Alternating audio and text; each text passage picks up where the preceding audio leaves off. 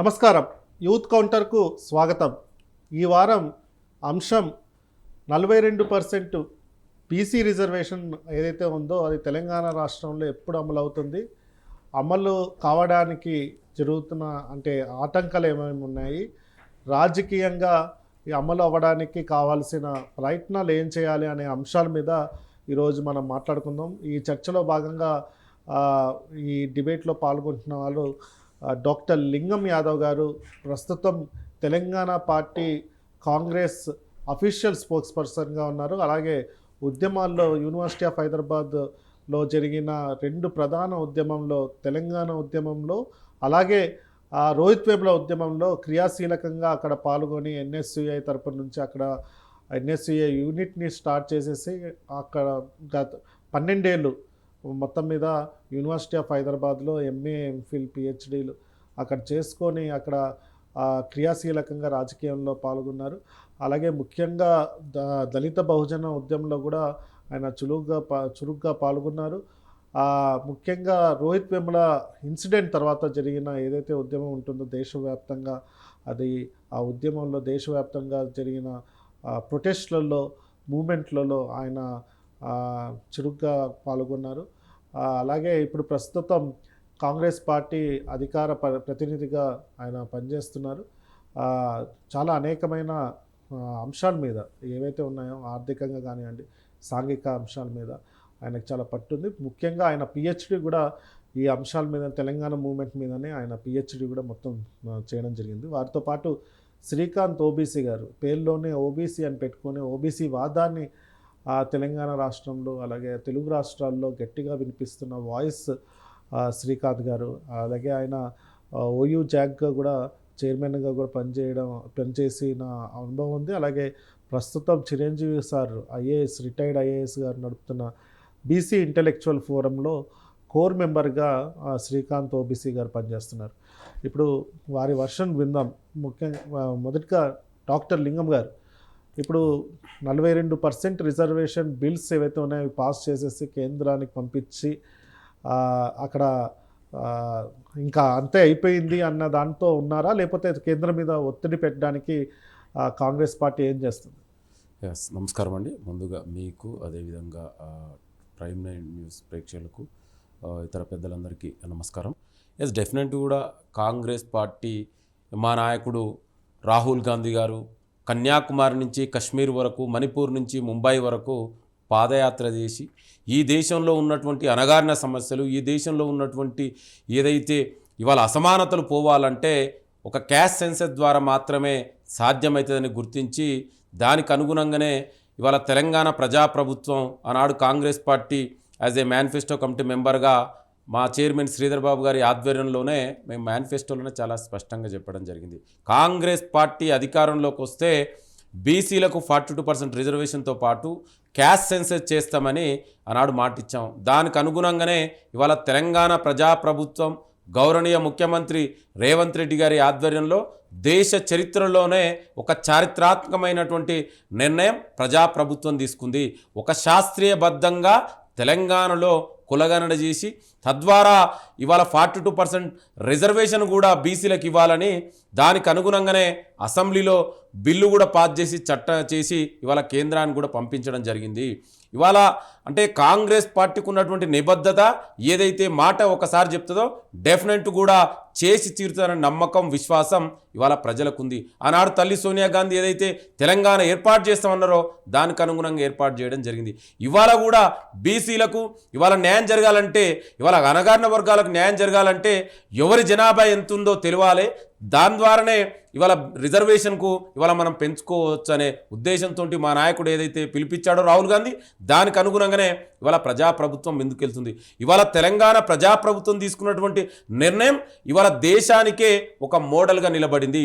ఇవాళ ఈ దేశ ప్రధాని కూడా మనం ఒకసారి అర్థం చేసుకోవాలి, ఈ బీజేపీ, ఆర్ఎస్ఎస్, మనవాద పార్టీలు ఈ దేశంలో బీసీలకు ప్రత్యేకించి క్యాస్ట్ సెన్సస్కు వ్యతిరేకమైన పార్టీలు, అలాంటి పార్టీలను కూడా మెడలు వంచి ఇవాళ కాంగ్రెస్ ప్రజాప్రభుత్వం, మా నాయకుడు, అదేవిధంగా లోక్సభలో ఆపోజిషన్ నాయకుడు రాహుల్ గాంధీ గారు ఇవాళ దేశవ్యాప్తంగా కూడా కులగణన చేసిరంటే ఆ ఘనత రాహుల్ గాంధీ గారికి, కాంగ్రెస్ పార్టీకి తక్కుతుందని మనం అర్థం చేసుకోవాలి. ఎందుకంటే బీజేపీ చరిత్ర అంతా కూడా ఇవాళ నాడు మండల్ కమిషన్ అయితేనేమి, మండల్ వర్సెస్ మందిర్ తీసుకొచ్చిన తర్వాత ఏ ఉద్యమంలో కూడా బీసీలకు వ్యతిరేకంగా ఉన్నటువంటి పార్టీ బీజేపీ పార్టీ. మరి అలాంటి పార్టీ చేత కూడా ఇవాళ దేశవ్యాప్తంగా కులగణన జరుగుతుందంటే ఆ ఘనత తెలంగాణ ప్రజాప్రభుత్వాన్ని. ఇవాళ తెలంగాణ ప్రజాప్రభుత్వమే ఇవాళ మోడల్గా దేశానికి నిలుస్తున్నందుకు ఇవాళ తెలంగాణ కాంగ్రెస్ ప్రజాప్రభుత్వం తరఫున ఇవాళ దేశానికి, ఈ దేశ ప్రజలందరూ కూడా న్యాయం జరగాలంటే అదొక క్యాస్ట్ సెన్సస్ ద్వారామే. ఇవాళ ఇంకొకటి కూడా మనం గుర్తుంచుకోవాలి.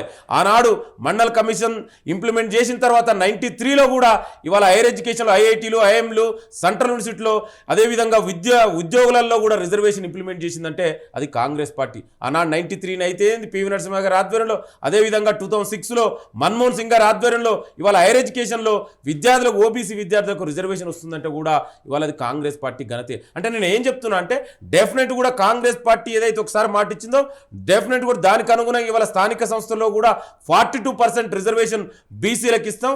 ఆ కమిట్మెంట్ మాకుంది. ఇవాళ తెలంగాణ ప్రజాప్రభుత్వం చేస్తున్నటువంటి ఇంత మంచి కార్యక్రమాలను చూసి ఇవాళ దేశ ప్రజలందరూ కూడా తెలంగాణ రాష్ట్రం వైపు చూస్తున్నారు. అంటే నేను ఏమంటున్నా, డెఫినెట్ కూడా కాంగ్రెస్ పార్టీ మాట చెప్తే అది తప్పకుండా చేసి తీరుతున్న నమ్మకం, విశ్వాసం ఇవాళ తెలంగాణ ప్రజలకే కాకుండా దేశ ప్రజలందరూ కూడా ఇవాళ నమ్మకం ఏర్పడింది. అంటే మీరు ప్రెషర్ ఎలా పెట్టబోతున్నారు కాంగ్రెస్ పార్టీ కేంద్ర ప్రభుత్వం మీద ఈ 42% రిజర్వేషన్? అంటే మొన్న చూసినట్లయితే సెన్సస్ మొత్తానికి స్టార్ట్ అవ్వడానికి 2027 మార్చ్ వరకు కూడా ఆగాల్సి వస్తుంది. అంటే రిపోర్ట్లు అన్నీ బయటకు వచ్చేసరికి 2028 కూడా అవ్వచ్చు. సో ఈ తరుణంలో ఈ 42% రిజర్వేషన్స్ కనుక ఇంప్లిమెంట్ చేయాలంటే 9th షెడ్యూల్లో పెట్టుకోవాల్సిన అవసరం ఉంది. కాబట్టి దానికి తగ్గట్టుగా కేంద్రం మీద యాక్షన్ ప్లాన్ ఏంటి మీది, మీ పార్టీది? కేంద్రాన్ని ఎలా ఒత్తిడి తెస్తారు, ఎలా ఇంప్లిమెంట్ చేస్తారు?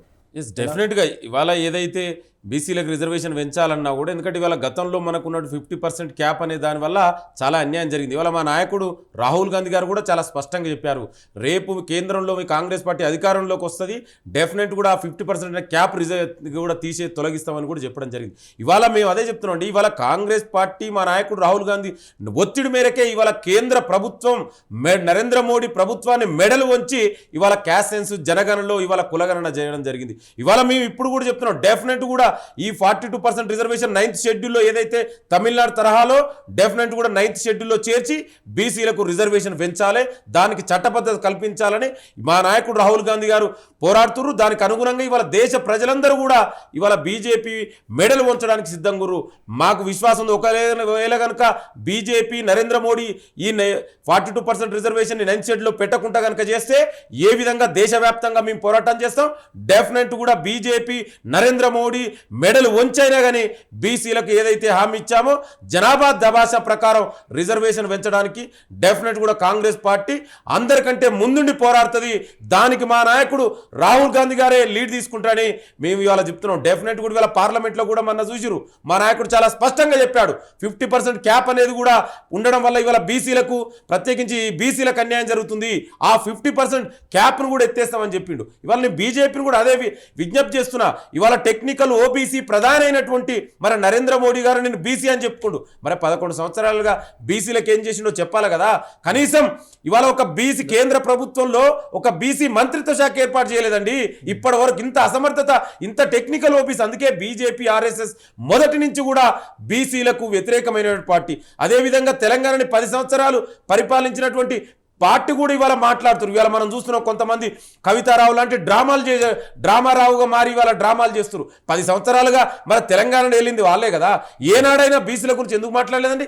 ఆనాడు 33% స్థానిక సంస్థల్లో రిజర్వేషన్ ఉంటే దాన్ని 18% తగ్గించినటువంటి దుర్మార్గులు గత పాలకులు కేసీఆర్. ఇవాళ వాళ్ళు మాట్లాడే కనీస అర్హత ఉందా అండి? అంటే నేను ఏమంటున్నానంటే ఇవాళ బీజేపీ, బీఆర్ఎస్ రెండు ఒకటే.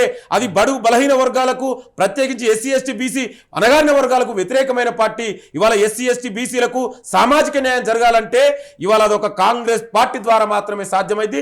డెఫినెట్ కూడా 42% రిజర్వేషన్ ఇచ్చి తీరుతాం. దాన్ని బీజేపీ కనుక అది కేంద్ర ప్రభుత్వంలో రేపు పార్లమెంట్లో బిల్లు పెట్టి చట్టం కనుక చేయకపోతే ఏ విధంగా బీజేపీ మెడల్ వంచి చేపియాలో మా నాయకుడు రాహుల్ గాంధీ గారికి తెలుసు. డెఫినెట్ కూడా మేము ఇచ్చినటువంటి హామీని అమలు చేయడం కోసం ఎంతవరకైనా కృషి చేస్తామని మేము తెలియజేసుకుంటాం. ఓకే, శ్రీకాంత్ గారు, గత నేను ఒక వారం రోజులుగా చిరంజీవి గారు చాలా ఉధృతంగా ఈ అంశం మీద మాట్లాడుతున్నారు.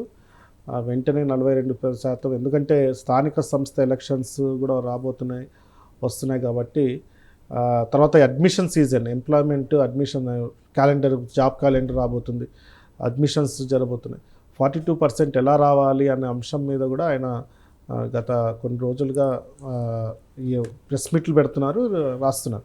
సో ముఖ్యంగా బీసీ ఇంటలెక్చువల్ ఫోరం నుంచి మీ టేక్ ఈ అంశం మీద ఏమంటారు?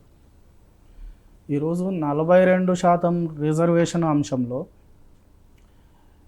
ఇక్కడ వీరు అసెంబ్లీ తీర్మానం చేసి గవర్నర్కు పంపింది, గవర్నర్ ద్వారా కేంద్ర ప్రభుత్వానికి, రాష్ట్రపతికి పంపింది. అయితే ఈ విషయంలో కాంగ్రెస్ పార్టీ వైఖరి, ఇక వాళ్ళు పంపినరు, మా పని అయిపోయింది, ఇక కేంద్ర ప్రభుత్వం, అది బీజేపీ ప్రభుత్వం చేయాలి అనే ఆలోచనలను వదిలేసి వీళ్ళు ఒత్తిడి చేయాలి. ఈ రేపు రాబోయేటువంటి పార్లమెంటు సెషన్లో ఇవాళ రాహుల్ గాంధీ గారు ఈ తెలంగాణ అంశంలో 42% రిజర్వేషన్స్ గురించి ప్రస్తావించాలి ఖచ్చితంగా. ఈ కాంగ్రెస్ ఎంపీలు కానీ, కాంగ్రెస్ యొక్క అనుబంధ పార్టీలు కానీ, యూపీఏ పార్టీలు కానీ, వీళ్ళందరూ కూడా ఈ 42% రిజర్వేషన్ని 9th షెడ్యూల్లో పెట్టియడానికి వాళ్ళు అక్కడ మాట్లాడితే బలం చేకూరుతుంది.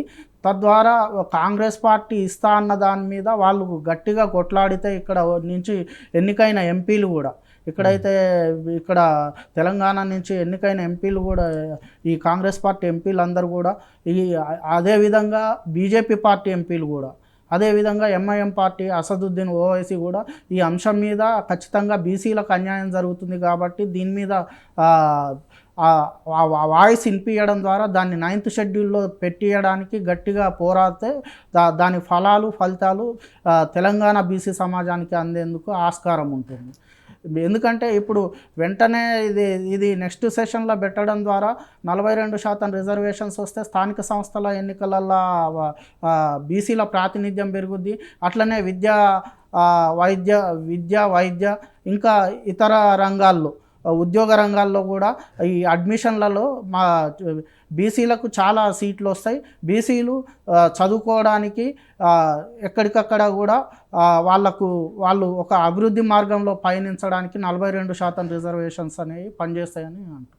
ఓకే, అంటే ఈ పార్టీల సంగతి ఒకవైపు ఉంటే, ఈ సంఘాలు, ముఖ్యంగా బీసీ సంఘాలు, బీసీ ఉద్యోగ సంఘాలు కానివ్వండి, విద్యార్థి సంఘాలు కానివ్వండి, లేకపోతే బీసీ సంఘాలు, వీటి ఒక రోల్ కూడా ఇంపార్టెంట్గా కనపడుతుంది. ఎందుకంటే పార్టీల మీద ఒత్తిడి తీసుకురావడానికి సివిల్ సొసైటీ గ్రూప్స్ కూడా చాలా ఇంపార్టెంట్ రోల్ ప్లే చేస్తాయి. కాబట్టి వారిని ఎలా యాక్టివేట్ చేయాలనుకుంటున్నారు? అంటే ఇప్పుడు సారు చిరంజీవి గారు గత 1 year నుంచి కూడా అనేకమైన సంఘాలని ఏకం చేయాలి అని ఒక దాటి మీద తీసుకురావడానికి ట్రై చేస్తున్నారు. ఆ సంఘాలన్నీ కూడా ఇప్పుడు ఒత్తిడి తీసుకురావాల్సిన అవసరం ఉందంటారా? ఇప్పటికే Chiranjeevi sir BC intellectual forum ప్రారంభమైన కానించి ఢిల్లీలో ఒకసారి జంతర్ మంతర్ దగ్గర ధర్నా చేయడం జరిగింది. అదేవిధంగా కాన్స్టిట్యూషన్ క్లబ్లో ఒక సెమినార్ నిర్వహించడం జరిగింది కులగణన మీద. అదేవిధంగా ఈ all India OBC students association తోటి కలిసి బీసీ ఇంటలెక్చువల్ ఫోరం రీసెంట్గా కూడా ఏప్రిల్ మంత్లో ఒక సెమినారు కాన్స్టిట్యూషన్ క్లబ్లో నిర్వహించడం జరిగింది. అదేవిధంగా బీసీ సంక్షేమ సంఘం జాజుల సీనన్న ఆధ్వర్యంలో ఏప్రిల్లో జరిగిన మహాధరణ కార్యక్రమంలో కూడా పాల్గొని ఈ బీసీ ఇంటలెక్చువల్ ఫోరం పాల్గొన్నది. ఇవన్నీ కూడా అదేవిధంగా ఎక్కడికక్కడ కూడా ఇక్కడ బీసీ సంఘాలని, కుల సంఘాలని కూడా అందరికీ కూడా అందరూ కలిసి ఒకే వేదిక మీదకి తీసుకొచ్చేందుకు చిరంజీవి సారు తీవ్రమైన కృషి చేస్తున్నారు. దాంతోపాటు భవిష్యత్తులో రాబోయే రోజుల్లో పార్లమెంటు సెషన్స్ వరకల్లా ఈ రాహుల్ గాంధీ అపాయింట్మెంట్ కానీ, బీజేపీ పార్టీ అపాయింట్మెంట్ కానీ, మోడీ గారి అపాయింట్మెంట్ కానీ, ఇంకా ఇతర పార్టీలు అవసరమైతే సమాజ్వాదీ పార్టీ అఖిలేష్ యాదవ్ గారి అపాయింట్మెంట్ కానీ, ఇంకా ఈ తమిళనాడు ముఖ్యమంత్రి ఎంకే స్టాలిన్, వీళ్ళందరూ కూడా ఎక్కడెక్కడైతే బీసీలు ఉన్నారో వాళ్ళతో పాటు వివిధ పార్టీలను కలిసి ఈ 42% రిజర్వేషన్స్తో పాటు కులగణన కూడా త్వరగా చేయడానికి, ఒత్తిడి పెంచడానికి ఒక ప్రణాళికతోటి బీసీ ఇంటలెక్చువల్ ఫోరం ముందుకు పోతుందని చెప్తుంది. ఓకే, సో లింగం గారు, ఇప్పుడు మనం ఇప్పుడు కాంగ్రెస్ పార్టీని చూసినట్లయితే చాలా ట్రాన్స్ఫర్మేషన్ అవుతున్నట్టుగా కనబడుతుంది. ఎందుకంటే మనం ఇంతకుముందు అంటే కాంగ్రెస్ పార్టీలో ఉన్న లీడర్షిప్ వాళ్ళ ఒపీనియన్ వేరేగా ఉంది. ఇప్పుడున్న ఒపీనియన్ అంటే స్పెషల్లీ సోషల్ జస్టిస్ ఆస్పెక్ట్స్ మీద ఇంత రాడికల్ ట్రాన్స్ఫర్మేషన్ రావడానికి కారణం ఏమంటారు? ఈ సోషల్ జస్టిస్ అంశాన్ని ముందుకు తీసుకుని వెళ్ళడానికి ప్రధానమైన సూత్రధారులు ఎవరంటారు? ఎస్, డెఫినెట్గా మీరన్నట్టు గతంలో కాంగ్రెస్ పార్టీ మీద ఉన్నటువంటి పర్సెప్షన్ ప్రజల్లో కొంచెం డిఫరెంట్గా ఉండేది. ఎప్పుడైతే మా నాయకుడు రాహుల్ గాంధీ గారు కాంగ్రెస్ పార్టీలో ప్రధాన భూమిక పోషిస్తుండో ఈ దేశంలో ఉన్నటువంటి అన్ని సమస్యలకు మూలమైనటువంటి విషయాలని అనర్గళంగా అర్థం చేసుకొని ఈ దేశంలో కుల వ్యవస్థ ఉంది, ఈ నిచ్చెనమెట్ల కుల వ్యవస్థలో అణగారిన వర్గాలకు న్యాయం జరగాలంటే మనం వాళ్ళందరినీ కూడా వితిన్ ద కాంగ్రెస్ పార్టీలనే మొదటగా వాళ్ళని పదవులు ఇవ్వాలి, తద్వారా వాళ్ళని బలోపేతం చేయాలి, తద్వారా దేశవ్యాప్తంగా కూడా బీసీలకు, ఎస్సీలకు, ఎస్టీలకు, మైనార్టీలకు, మహిళలకు న్యాయం జరుగుతుందనేది మా నాయకుడు రాహుల్ గాంధీ గుర్తించారు. ఇవాళ మీరు అంటున్నట్టు ఒక బీసీలకే కాదండి, ఎస్సీ, ఎస్టీ, బీసీ, మైనార్టీ మహిళని లీడర్షిప్ను కూడా ఇవాళ కాంగ్రెస్ పార్టీ రాహుల్ గాంధీ గారి నాయకత్వంలో ఇవాళ కాంగ్రెస్ పార్టీ ఎంకరేజ్ చేస్తుంది. ఇవాళ అందుకే ఇవాళ క్యాస్ట్ సెన్సస్ అనే విషయం కూడా ఇవాళ మీరు కూడా చాలా సంవత్సరాల నుంచి యూనివర్సిటీలు ఉన్నాం, మనం కూడా యూనివర్సిటీలు ఉన్నప్పుడు మేము కూడా చాలాసార్లు మాట్లాడుకున్నాం. కానీ ఎప్పుడైతే మా నాయకుడు రాహుల్ గాంధీ గారు ఈ క్యాస్ట్ సెన్స్ అనే విషయాన్ని దేశవ్యాప్తంగా ఇంప్లిమెంట్ చేయాలనేది ఎప్పుడైతే డిమాండ్ చేసిండో భారత్ జోడో యాత్ర, అప్పటి నుంచి ఇవాళ ఇది ఒక పాపులర్ డిమాండ్గా మారింది. తద్వారా ఇవాళ అన్ని రాజకీయ పార్టీలకు అంటే గత్యంతరం లేకుండా ఇవాళ రాహుల్ గాంధీ గారు ఇదే బీజేపీ నాయకులు ఏమన్నారండి, క్యాస్ట్ సెన్సస్ చేయమంటే మమ్మల్ని విమర్శించారు. ఇవాళ జాతి పేరు మీద, కులాల పేరు మీద కాంగ్రెస్ పార్టీ డివైడ్ చేసిందని మాట్లాడినటువంటి మూర్ఖ బీజేపీ నాయకులు ఇవాళ మరి అదే బీజేపీ ప్రభుత్వం నరేంద్ర మోడీ ఇవాళ క్యాస్ట్ సెన్సస్ చేస్తామని అన్నారు. అంటే ఈ యొక్క గొప్పతనం ఇవాళ కాంగ్రెస్ పార్టీకి ప్రత్యేకించి రాహుల్ గాంధీ గారికి దక్కుతుందనే విషయాన్ని కూడా మనం మర్చిపోరాదు. అంటే రాహుల్ గాంధీ గారు ఈ దేశంలో ఉన్నటువంటి సమస్యలని మూలాలను అర్థం చేసుకున్నాడు. ఇవాళ దానికి ప్రత్యక్ష ఉదాహరణే ఆనాడు హైదరాబాద్ సెంట్రల్ యూనివర్సిటీలో ఏదైతే ఒక ఎస్సీ విద్యార్థి రోహిత్ వేముల చనిపోతే మేము ఎప్పుడైతే ఇమ్మీడియట్గా రాహుల్ గాంధీ గారిని అప్రోచించామో ఆ ఇమ్మీడియట్గా తను స్పందించి అక్కడికి వచ్చి దీక్ష చేయడం అంటే ఆయనకు ఉన్నటువంటి కమిట్మెంట్ని మనం అర్థం చేసుకోవచ్చు.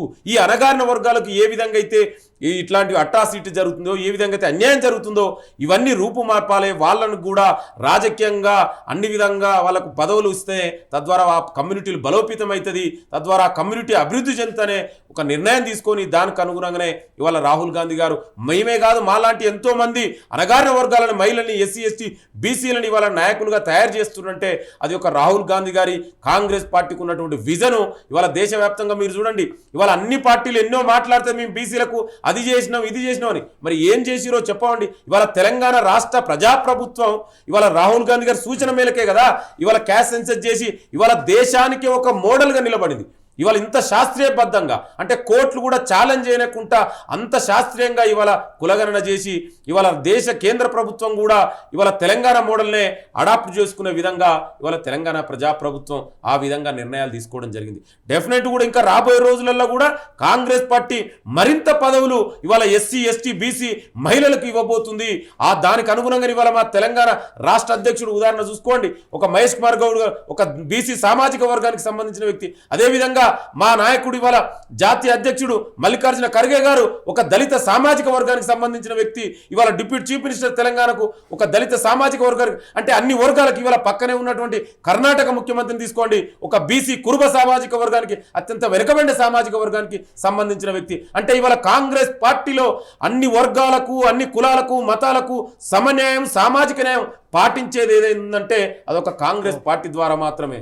అదే శ్రీకాంత్ గారు, ప్లాన్ ఆఫ్ యాక్షన్ ఏముండబోతుంది? నెక్స్ట్ పార్లమెంట్ సెషన్ 22 నుంచి స్టార్ట్ అవ్వబోతుంది అనేసి తెలుస్తుంది, ఈ నెల 22 నుంచి, జూన్ 22 నుంచి. సో మీ ప్లాన్ ఆఫ్ యాక్షన్ ఏముండబోతుంది, ఎలా ముందుకు వెళ్ళబోతున్నారు, ఈ 42% రిజర్వేషన్స్ని అచీవ్ చేసుకోవడానికి ఎలా ముందుకెళ్ళి? మొదట ఈ క్యాస్ట్ సెన్సస్ విషయంలో వీళ్ళు 2 దశల్లో చేస్తామని ప్రకటించింది కేంద్ర ప్రభుత్వం. ఇది చాలా లాంగ్ టర్మ్ పోతున్నది కాబట్టి 6 monthsలో నిర్వహించడానికి అవకాశం ఉంటుందని నిన్న ఒక ప్రెస్ మీట్లో చిరంజీవి సార్ చెప్పడం జరిగింది. ఎందుకంటే ఇక్కడ 6 నెలల్లో కంప్లీట్ చేయడానికి అవకాశం ఉన్నది. సెన్సస్ అనేది. వీళ్ళు 2 దశలు పెట్టి ఇంకో దశ పెట్టి దీని మీద మాకు చాలా అనుమానాలు ఉన్నాయి. అది కాలయాపన కొరకు తప్పితే దాని తద్వారా మాకు ప్రయోజనం చేకూరుతుందనే నమ్మకం లేదు. ఎందుకంటే ఇప్పటికే బీసీలు గత దశాబ్దాలుగా కోల్పోయింది చాలా కోల్పోయారు. ఇప్పటికైనా ఈ క్యాస్ట్ సెన్సస్ని త్వరితగతిన ఈ సెన్సస్లో భాగంగానే క్యాస్ట్ సెన్సస్ నిర్వహించాలి. ఈ ఇప్పుడు ఎలాగైతే ఆ సెన్సస్లో 8A 8B ఉంటుంది.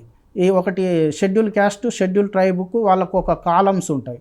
అదేవిధంగా 8C 8D పెట్టాలని చిరంజీవి సార్ గారు నిన్న విలేకరుల సమావేశంలో కోరడం జరిగింది. తద్వారా 8C అనేది ఓబీసీలకు పెట్టి 8D అనేది ఓసీలలోని ఇతర కులాలకు పెట్టడం ద్వారా అవన్నీ కూడా సెన్సస్లోనే కులగణన నిర్వహిస్తే బాగుంటుంది. దానికో సపరేట్ ఫామ్ దీనికో ఒక సపరేట్ ఫామ్ కాకుండా దాన్ని సమగ్రంగా ఒక రాజకీయ ఆర్థిక విద్యా ఉద్యోగ అంశాలను కూడా చేర్చాలని చెప్పడం జరిగింది. దీనికోసం మేము రాబోయే నెక్స్ట్ రిప్రజెంటేషన్ ఇవ్వడానికి మోడీకి ఈ విషయంలో మేము ఢిల్లీకి పోయి పార్లమెంటు సమావేశాలప్పుడు మోడీని కలుస్తాము. అదేవిధంగా రాహుల్ గాంధీని కూడా కలిసి ఈ 42% రిజర్వేషన్స్ విషయంలో మోడీని ఇటు రాహుల్ గాంధీని ఇద్దరిని కూడా కలిసి వివిధ పార్టీలకు చెందిన పార్లమెంట్ పక్ష నాయకులకు కూడా కలిసి ఈ అంశాలను చెప్పి మేము ఈ రకంగా ముందుకు పోయి బీసీలకు త్వరితగతిన న్యాయం జరిగే విధంగా చేయాలని మేము ఒక యాక్షన్ ప్లాన్ తీసుకోవడం జరుగుతుంది. అదేవిధంగా భవిష్యత్తులో బీసీల కోసం బీసీలలో రాజకీయ చైతన్యం రావాలి. ఈ రిజర్వేషన్లు వచ్చినా కూడా అమలవుతాయి అనేది లేదు. కాబట్టి బీసీల రాజకీయ ప్రాతినిధ్యం పెరగడానికి కూడా వాటి మీద కూడా ఈ యొక్క రాజకీయ పార్టీల ప్రతినిధులతోటి మాట్లాడడం కూడా జరుగుతుంది. అదేవిధంగా రాజకీయ చైతన్యం ఇప్పుడు తెలంగాణలో రాజకీయ చైతన్యం బీసీలలో చాలా వచ్చింది. రాబోయే ఎలక్షన్లో బీసీలు స్వతంత్ర అభ్యర్థులుగా పార్టీలు టికెట్లు ఇవ్వకున్నా కూడా స్వతంత్ర అభ్యర్థులుగా నిలబడి స్థానిక సంస్థల ఎన్నికలలో నిలబడి గెలుపు సాధించడానికి అవకాశం ఉంటుంది. పార్టీల పరంగా 42% రిజర్వేషన్స్ వద్దు. మాకు రిజర్వేషన్స్ 9th షెడ్యూల్లో పెట్టి అమలు చేసిన తర్వాత వాళ్ళు సచ్చుకుంటా ఇవ్వాల్సిందే ఏ పార్టీ అయినా కూడా. మీరు ఓపెన్ కేటగిరీలో మా పార్టీ 42% మేము ఇస్తామని అవన్నీ మాకు వద్దు. మాకు 42% రిజర్వేషన్స్ రాజ్యాంగ పరంగానే కావాలని మేము కోరుకుంటున్నాం. ఓకే, ఫైనల్గా డాక్టర్ లింగం గారు, మీరు చాలా సుదీర్ఘ కాలంగా విద్యార్థి ఉద్యమంలో ఉన్నారు, యువజన ఉద్యమంలో ఉన్నారు. ఇప్పుడు ప్రస్తుతం మెయిన్ స్ట్రీమ్ పొలిటిక్స్లో మీరు ఎంటర్ అయ్యి అక్కడ కూడా చేస్తున్నారు. అంటే ఒక వెనుకబడిన వర్గానికి చెందిన యాదవ కులం నుంచి వచ్చి ఇంత దాకా, అంటే ఫస్ట్ జనరేషన్ స్టూడెంట్గా వచ్చి ఓయూలో తర్వాత సెంట్రల్ యూనివర్సిటీలో చదువుకొని అక్కడ ఉద్యమాలు నడపడం అన్నది చాలా, అంటే మీ అనుభవం ఎలా ఉండబోతుంది? ఆ అనుభవం విద్యార్థులకు ఏమైనా మెసేజ్ ఇవ్వాలనుకుంటున్నారు? డెఫినెట్గా మీరు అన్నట్టు మొదటిది అంటే ఫస్ట్ జనరేషన్ యూనివర్సిటీకి రావడమే కొత్త. అట్లాంటి యూనివర్సిటీకి వచ్చిన తర్వాత ప్రత్యేకించి ఉస్మానియాలో నేను మొదటగా, ఆ తర్వాత హైదరాబాద్ సెంట్రల్ యూనివర్సిటీలో, అప్పుడే తెలంగాణ ఉద్యమం ఉవ్వెత్తున లేస్తున్నటువంటి తరుణంలో జనరల్గా మనకు తెలిసి హైదరాబాద్ సెంట్రల్ యూనివర్సిటీ అంటేనే తెలంగాణ వాళ్ళు అప్పుడు తక్కువ ఉండే, ఇప్పుడు చాలా స్ట్రెంత్ పెరిగింది అనుకో. అప్పుడు చాలా తక్కువ మంది ఉండే, అయినా కూడా మేము అక్కడ ఉన్నటువంటి ఆనాడు తెలంగాణలో ఉన్నటువంటి విద్యార్థులందరినీ కూడా కలుపుకొని హైదరాబాద్ సెంట్రల్ యూనివర్సిటీలో తెలంగాణ ఉద్యమం చేయడం జరిగింది. అదేవిధంగా అన్ని యూనివర్సిటీలు ఆనాడు పాదయాత్ర కూడా 2010లో అంటే Telangana all university joint action committee తరఫున తెలంగాణలో దాదాపు 28 రోజులు 28 డేస్ తెలంగాణలో పాదయాత్ర కూడా చేసి, అంటే తెలంగాణకు మన సెంట్రల్ యూనివర్సిటీలో కూడా తెలంగాణ విద్యార్థులు ఉన్నారు, అక్కడ కూడా మన వాయిస్ వినిపించాలని అక్కడ ఉద్యమం చేయడం జరిగింది. అదేవిధంగా ఆ తర్వాత ఎన్నో సామాజిక ఉద్యమాలు, మీరందరికీ తెలిసిందే రోహిత్ వేముల లాంటి ఏ విధంగా బీజేపీ ఆర్ఎస్ఎస్ దళిత విద్యార్థుల మీద జరుగుతున్నటువంటి అట్రాసిటీని ఆనాడు ఒక విద్యార్థి మృతికి కారణమైనటువంటి బీజేపీ ఆర్ఎస్ఎస్ చేసినటువంటి ఒక చర్యకు వ్యతిరేకంగా ఇవాళ ఆనాడు ముందుండి పాల్గొనడం జరిగింది. నాతో పాటు చాలామంది విద్యార్థులు ఆ ఉద్యమాన్ని దేశవ్యాప్తంగా కూడా పార్లమెంట్ వరకు కూడా తీసుకుపోయి రాహుల్ గాంధీని కూడా యూనివర్సిటీ తీసుకొచ్చి, అంటే ఒక ఫస్ట్ జనరేషన్ డెఫినెట్ కూడా కొన్ని అడ్డీల్స్ ఎదురైతే, ఎందుకంటే మనకు డైరెక్ట్ యూనివర్సిటీకి రావడం లాంటి ఇంకోటి సెంట్రల్ యూనివర్సిటీ లాంటి యూనివర్సిటీలో లాంగ్వేజ్ బ్యారియర్ ఉంటుంది. తర్వాత చాలా వరకు డెఫినెట్ కూడా మనకు కనబడకపోయినా కూడా డిస్క్రిమినేషన్ అనేది ఉండదు. కానీ అవన్నీ కూడా దాటుకొని చాలామంది విద్యార్థుల ప్రోత్సాహంతో ఫ్రెండ్స్ తోటి ఆ తర్వాత ఇవాళ రాహుల్ గాంధీ గారు గుర్తించి మమ్మల్ని కాంగ్రెస్ పార్టీలోకి తీసుకురావడం, తద్వారా నేను గతంలో ఢిల్లీలో పనిచేసి ఇవాళ కాంగ్రెస్ పార్టీ మేనిఫెస్టో రాయడంలో కూడా అంటే నాకు మెంబర్గా ఇచ్చి అంటే కాంగ్రెస్ పార్టీ డెఫినెట్ కూడా కష్టపడితే ఇవాళ కాంగ్రెస్ పార్టీ నాకనే కాదు డెఫినెట్ కూడా ఇంకా ఎస్సీ ఎస్టీ బీసీ ఎవరికైనా మహిళలకు మైనార్టీలందరికీ కూడా ఇవాళ అవకాశం ఇస్తుంది. నేను కూడా డెఫినెట్ కూడా కాంగ్రెస్ పార్టీతో పాటు ఇవాళ ఏదైతే సామాజికంగా వెనకబడినటువంటి వర్గాలు కూడా ముందుకు రావాలి, ఏదైతే డాక్టర్ బాబాసాహెబ్ అంబేద్కర్ చెప్పిండో వాళ్ళ రాజకీయ అధికారం ద్వారా మాత్రమే మన వర్గాలకు ప్రత్యేకించి అణగారిన వర్గాలకు మనం న్యాయం చేయగలుగుతాం, తద్వారా అది రాజకీయ పార్టీల ద్వారా మాత్రమే సాధ్యమవుతుంది అనేది నేను అంబేద్కర్ని అదేవిధంగా పూలే గారిని ఇన్స్పిరేషన్ తీసుకొని ఆ ఐడియాలజీ ఇవాళ కాంగ్రెస్ పార్టీ ఫాలో అవుతున్నందుకు కూడా నేను పిహెచ్డి సబ్మిషన్ కూడా బీసీ విద్యార్థుల పోరాటి రస్టిగేట్ అయ్యి హైకోర్టు నుంచి స్టే తీసుకుని వచ్చి మీరు పిహెచ్డి సబ్మిట్ చేయడం కూడా అక్కడ చాలామంది విద్యార్థులు కూడా తెలిసిన విషయం. అంటే యూనివర్సిటీ ఎంత సప్రెస్ చేయాలన్నా కూడా మీరు ఎక్కడ కూడా తగ్గకుండా రస్టిగేషన్ కానీ అరెస్టులు కానీ రోహిత్ వేముల మూమెంట్ అప్పుడు కనీసం ఒక 15 రోజులు 20 రోజులు జైల్లో ఉండడము, తర్వాత యూనివర్సిటీ రస్టిగేట్ చేయడము, తర్వాత హైకోర్టును అప్రోచ్ అయ్యి హైకోర్టు నుంచి మీరు పిహెచ్డి తీసుకురావడం. సో ఒక విద్యార్థి నాయకుడిగా విద్యార్థులకు ఇన్స్పిరేషన్గా ఉన్నారు మీరు.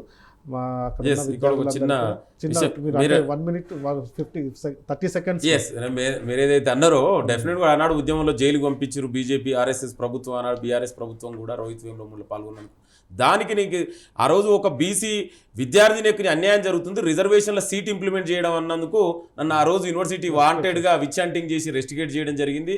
అయినా కూడా నేను హైకోర్టుకి వెళ్ళి అంటే ఇవాళ దేశ చరిత్రలోనే హైకోర్టు ద్వారా పిహెచ్డి సబ్మిట్ చేసినటువంటి అతి కొద్ది మందిలో నేను ఒకరిని. అయినా కూడా నేను ఎక్కడ కూడా వెనక దగ్గర ఏదైతే నమ్మిన సిద్ధాంతం మీరు చేశారు డెఫినెట్ మీరు కూడా అందరు చూసారు. అందుకే డెఫినెట్ నేనేమన్నా అంటే డెఫినెట్ కూడా మన అందరం కూడా ఇవాళ సామాజిక న్యాయం ద్వారానే ఇవాళ అణగారిన వర్గాలకు న్యాయం జరుగుతుంది. అది కాంగ్రెస్ పార్టీ ద్వారా మాత్రం సాధ్యమైందని మరొకసారి మీ ద్వారా నేను తెలియజేస్తాను. అది ఈ వారం 42% రిజర్వేషన్ని సాధించుకుంటామనేసి, అది సాధించేంత వరకు కూడా ఉద్యమాలు ఆగవనేసి, అది పార్టీ పరంగా కానివ్వండి లేకపోతే సంఘాల పరంగా కానివ్వండి 42% మీద కేంద్ర ప్రభుత్వం మీద ఒత్తిడి తెచ్చి 9th షెడ్యూల్లో పెట్టుకోవడానికి పోరాడతారనేసి డాక్టర్ లింగస్వామి యాదవ్ గారు మరియు శ్రీకాంత్ ఓబీసీ గారు ఈరోజు తెలియజేయడం జరిగింది. వాళ్ళకి ధన్యవాదాలు. ఈ డిబేట్ ఇంతటితో సమాప్తం. నెక్స్ట్ ఇంకొక అంశం మీద యూత్ కౌంటర్లో కలుద్దాం. అప్పటి వరకు సెలవు.